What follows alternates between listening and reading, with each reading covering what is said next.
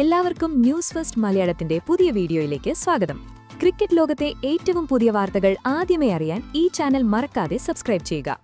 ലോക ക്രിക്കറ്റ് ചരിത്രത്തിന്റെ സുവർണ താളുകളിൽ ഒരു പുതിയ അധ്യായം എഴുതി ചേർത്തുകൊണ്ട് ഡാംബുള്ളയിലെ ക്രിക്കറ്റ് സ്റ്റേഡിയത്തിൽ ഒരു വൻ കൊടുങ്കാറ്റ് ആഞ്ഞു വീശുകയായിരുന്നു. കേവലമൊരു കാറ്റല്ല, എതിരാളികളുടെ സർവ്വപ്രതീക്ഷകളെയും കടപുഴക്കിയെറിയുന്ന വൈഭവ് സൂര്യവംശി എന്ന യുവതാരത്തിന്റെ അവിശ്വസനീയമായ സംഹാരതാണ്ഡവം. ഇന്ത്യ എ ടീമും ശ്രീലങ്ക എ ടീമും തമ്മിൽ നടന്ന ട്രൈ നേഷൻ എ സീരീസിന്റെ കലാശപ്പോരാട്ടം ഒരുപക്ഷെ കാലം കണ്ടിട്ടുള്ളതിൽ വെച്ച് ഏറ്റവും വിസ്മയകരമായ ബാറ്റിംഗ് പ്രകടനത്തിനാണ് സാക്ഷ്യം വഹിച്ചത്.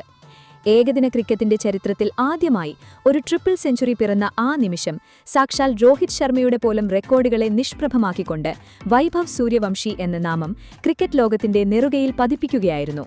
ആവേശത്തിന്റെ അലയൊലികൾ അലതല്ലിയ ഡാംബുള്ള സ്റ്റേഡിയത്തിൽ ടോസ് നേടിയ ഇന്ത്യ എ ടീം നായകൻ തിലക് വർമ്മ ഒട്ടും മടികൂടാതെ ബാറ്റിംഗ് തിരഞ്ഞെടുക്കുമ്പോൾ വരാനിരിക്കുന്ന ഒരു ചരിത്ര മുഹൂർത്തത്തിന്റെ തുടക്കമായിരുന്നു അതെന്ന് ആരും കരുതിയിരുന്നില്ല. ഇന്ത്യൻ ഇന്നിംഗ്സ് ആരംഭിക്കാൻ പ്രഭ്സിമ്രൻ സിംഗിനൊപ്പം വൈഭവ് സൂര്യവംശി മൈതാനത്തേക്കിറങ്ങിയപ്പോൾ ശ്രീലങ്കയ്ക്ക് വേണ്ടി ഗരുക സങ്കേതാണ് പുതിയ പന്തുമായി ബോളിംഗ് എൻഡിൽ എത്തിയത്. ആദ്യ ഓവറിലെ ആദ്യ പന്തിൽ തന്നെ ഒരു സിംഗിൾ എടുത്തുകൊണ്ട് പ്രഭ്സിമ്രാൻ സ്ട്രൈക്ക് വൈഭവിന് കൈമാറിയതോടെയാണ് പിന്നീട് ലോകം കണ്ട ഏറ്റവും വലിയ റൺ വേട്ടയ്ക്ക് തുടക്കം കുറിക്കപ്പെട്ടത്. രണ്ടാമത്തെ പന്തിൽ തന്നെ കവറിന് മുകളിലൂടെ അതിമനോഹരമായ ഒരു ബൗണ്ടറി പായിച്ച വൈഭവ് തന്റെ നയം വ്യക്തമാക്കുകയായിരുന്നു. തൊട്ടടുത്ത പന്തിൽ ക്രീസിൽ നിന്ന് പുറത്തേക്കിറങ്ങി പന്ത് നേരിട്ട് സൈഡ് സ്ക്രീനിന് മുകളിലൂടെ അതിർത്തി കടത്തിയപ്പോൾ അവൻ വെറുമൊരു ബാറ്റിംഗ് പ്രകടനത്തിനല്ല, മറിച്ച് ചരിത്രം തിരുത്തിയെഴുതാനാണ് വന്നതെന്ന് കാണികൾക്കുറപ്പായി. മറുഭാഗത്ത് പ്രഭ്സിമ്രാൻ സിംഗും ഒട്ടും പിന്നിലായിരുന്നില്ല. മുഹമ്മദ് ഷിരാസ് എറിഞ്ഞ ഓവറിൽ തുടർച്ചയായി 2 ബൗണ്ടറികൾ നേടി അവനും ആഞ്ഞടിച്ചതോടെ ആദ്യ 5 ഓവറുകൾക്കുള്ളിൽ തന്നെ ഇന്ത്യൻ സ്കോർ ബോർഡിൽ 70 റൺസുകൾ കൂട്ടിച്ചേർക്കപ്പെട്ടു. ഇന്ത്യൻ ഓപ്പണർമാരുടെ ഈ സംഹാരരൂപം കണ്ട് പകച്ചുപോയ ശ്രീലങ്കൻ നായകൻ സഹൻ അരാച്ചികെ അടിക്കടി ബൌളർമാരെ മാറ്റിക്കൊണ്ടിരുന്നെങ്കിലും വൈഭവിന്റെയും പ്രഭ്സിമ്രാന്റെയും മുന്നിൽ അവരുടെ തന്ത്രങ്ങളെല്ലാം ദയനീയമായി പരാജയപ്പെടുകയായിരുന്നു. തുടർന്നാണ് 6ാം ഓവറിൽ പന്തെറിയാൻ വാനുജ സഹൻ എത്തിയത്. അവിടെ വെച്ചാണ് വൈഭവ് സൂര്യവംശിയുടെ യഥാർത്ഥ വിശ്വരൂപം സ്റ്റേഡിയം കണ്ടത്. ആ ഓവറിലെ ആദ്യ പന്തിൽ ഒരു ബൗണ്ടറി, രണ്ടാമത്തെ പന്തിൽ ആകാശം മുട്ടുന്ന ഒരു കൂറ്റൻ സിക്സർ, മൂന്നാമത്തെ പന്തിൽ വീണ്ടും ബൗണ്ടറി, 5ാമത്തെ പന്തിൽ വീണ്ടും ഒരു പടുകൂറ്റൻ സിക്സർ എന്നിങ്ങനെ മൈതാനത്തിന്റെ എല്ലാ മൂലകളിലേക്കും പന്ത് പറന്നുകൊണ്ടിരുന്നപ്പോൾ സ്റ്റേഡിയം മുഴുവൻ ഒരേ സ്വരത്തിൽ വൈഭവ് വൈഭവ് വൈഭവ് എന്ന് ആർത്തു വിളിക്കുകയായിരുന്നു. പവർ പ്ലേ അവസാനിക്കുമ്പോൾ വിക്കറ്റ് നഷ്ടമൊന്നും കൂടാതെ ഇന്ത്യ 105 റൺസ് എന്ന നിലയിലായിരുന്നു. അപ്പോൾ 55 റൺസുമായി വൈഭവും 45 റൺസുമായി പ്രഭ്സിമ്രാനും അപരാജിതരായി ക്രീസിലുണ്ടായിരുന്നു. പവർ പ്ലേക്ക് ശേഷവും വൈഭവ് തന്റെ ആക്രമണം അവസാനിപ്പിച്ചില്ല. സ്പിന്നറായ വിജയകാന്ത് വ്യാസ്കാന്ത് ബൌൾ ചെയ്യാനെത്തിയപ്പോൾ അദ്ദേഹത്തിന്റെ പന്തുകളെ യാതൊരു ദയയുമില്ലാതെ വൈഭവ് തകർത്തുകളഞ്ഞു. ചിലപ്പോൾ മുട്ടുകുത്തി നിന്നുള്ള സ്വീപ്പ് ഷോട്ടിലൂടെയും, ചിലപ്പോൾ ലോങ് ഓണിന് മുകളിലൂടെയും, മറ്റു ചിലപ്പോൾ എക്സ്ട്രാ കവറിന് മുകളിലൂടെയും അയാൾ അനായാസം പന്ത് അതിർത്തി കടത്തിക്കൊണ്ടിരുന്നു. ഇതിനിടയിൽ ഇരുവരും തങ്ങളുടെ അർദ്ധ സെഞ്ചുറികൾ പൂർത്തിയാക്കുകയും 1ാം വിക്കറ്റിൽ 150 റൺസിന്റെ കൂറ്റൻ കൂട്ടുകെട്ട് പടുത്തുയർത്തുകയും ചെയ്തു. 14ാം ഓവറിൽ തുടർച്ചയായി 2 ബൗണ്ടറികളും ഒരു സിക്സറും നേടി വൈഭവ് തന്റെ സ്കോർ 90-ലെത്തിച്ചപ്പോൾ സ്റ്റേഡിയം ഒന്നാകെ ശ്വാസം അടക്കിപ്പിടിച്ച് ആ സെഞ്ചുറിക്കായി കാത്തിരിക്കുകയായിരുന്നു. ഒടുവിൽ 15ാം ഓവറിലെ 4ാമത്തെ പന്തിൽ ലോങ് ഓണിന് മുകളിലൂടെ ഒരു കൂറ്റൻ സിക്സർ പറത്തിക്കൊണ്ട് വെറും 60 പന്തുകളിൽ നിന്ന് അയാൾ ആ സ്ഫോടനാത്മകമായ സെഞ്ചുറി പൂർത്തിയാക്കിയപ്പോൾ ഡാംബുള്ള സ്റ്റേഡിയം ഒന്നാകെ എഴുന്നേറ്റുനിന്ന് കൈയടിച്ചു. ഡ്രസ്സിംഗ് റൂമിലിരുന്ന നായകൻ തിലക് വർമ്മയും ആവേശത്തോടെ ഹർഷാരവം മുഴക്കിയ ഋതുരാജ് ഗൈക്വാദും ആ ചരിത്ര മുഹൂർത്തത്തിന്റെ മാറ്റുകൂട്ടി. എന്നാൽ അവിടം കൊണ്ട് അവസാനിക്കാത്ത ആ ബാറ്റിംഗ് വിസ്മയം അവസാന ഓവറിലെ ആദ്യ പന്തിൽ ബൗണ്ടറിയും, 2ാമത്തെ പന്തിൽ സിക്സറും, 3ാമത്തെ പന്തിൽ ബൗണ്ടറിയും, 4ാമത്തെ പന്തിൽ 2 റൺസും എടുത്തുകൊണ്ട് തന്റെ വ്യക്തിഗത സ്കോർ 350 എന്ന മാന്ത്രിക സംഖ്യയിലെത്തിച്ചു.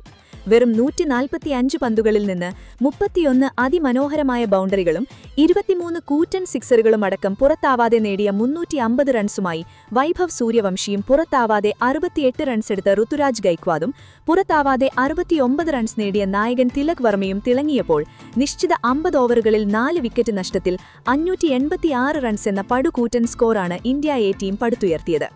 586 റൺസ് എന്ന അസാധ്യമായ ലക്ഷ്യം പിന്തുടരാനിറങ്ങിയ ശ്രീലങ്കൻ എ ടീം ഒട്ടും വിട്ടുകൊടുക്കാൻ തയ്യാറല്ലെന്ന മട്ടിൽ അതിവേഗത്തിലാണ് ഇന്നിംഗ്സ് ആരംഭിച്ചത്. ഇന്ത്യൻ നിരയിൽ പുതിയ പന്തുമായി എത്തിയ യാഷ് ഠാക്കൂറിന്റെ ആദ്യ ഓവറിലെ ആദ്യ പന്തിൽ തന്നെ ഓപ്പണർ അവിഷ്ക ഫെർണാണ്ടോ ഒരു മികച്ച കവർ ഡ്രൈവിലൂടെ ബൗണ്ടറി നേടി. മറുഭാഗത്ത് നിരോഷൻ ഡിക്കേലയും വലിയ ഷോട്ടുകൾ കളിക്കാൻ തുടങ്ങിയതോടെ ആദ്യം 3 ഓവറുകൾക്കുള്ളിൽ തന്നെ അവർ 40 റൺസുകൾ കൂട്ടിച്ചേർത്തു. എന്നാൽ 4-ാം ഓവറിൽ യാഷ് ഠാക്കൂറിന്റെ അതിവേഗ പന്തിൽ ഒരു വലിയ ഷോട്ടിന് ശ്രമിച്ച അരിഷ്ക ഫെർണാണ്ടോയെ മിഡ് വിക്കറ്റിൽ ഋതുരാജ് ഗൈക്വാദ് അനായാസം ക്യാച്ച് എടുത്ത് പുറത്താക്കി. 22 റൺസ് എടുത്താണ് അദ്ദേഹം മടങ്ങിയത്. അപ്പോൾ 44 റൺസുമായി ഡിക്കേലയും 29 റൺസുമായി നുവാനിഡു ഫെർണാണ്ടോയും ക്രീസിലുണ്ടായിരുന്നു. എന്നാൽ 7-ാം ഓവറിൽ അർഷദ് ഖാനെ പന്തേൽപ്പിച്ച നായകൻ തിലക് വർമ്മയുടെ മാസ്റ്റർ സ്ട്രോക്ക് ഫലം കണ്ടു.